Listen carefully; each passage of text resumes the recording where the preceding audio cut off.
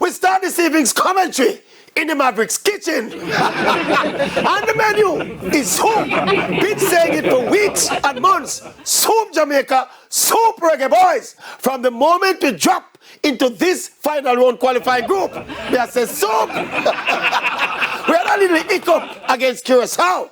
But after last night's impressive win by the Reggae Boyz and the draw in Curaçao, Jamaica is now back in charge of the group. Simply win their last 2 games and we're gone at the World Cup. I want to tell you, it's even simpler than that.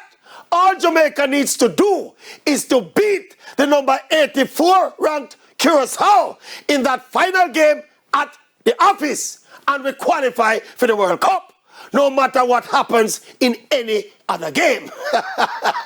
So with an equation like that, the Maverick I go back in the kitchen, go check. How the things there? How it's there? Soup! Soup Jamaica! Jamaican soup! World Cup qualification! Soup! Well hot! Well seasoned! Soup! Watch the quality! Watch the quality! Soup!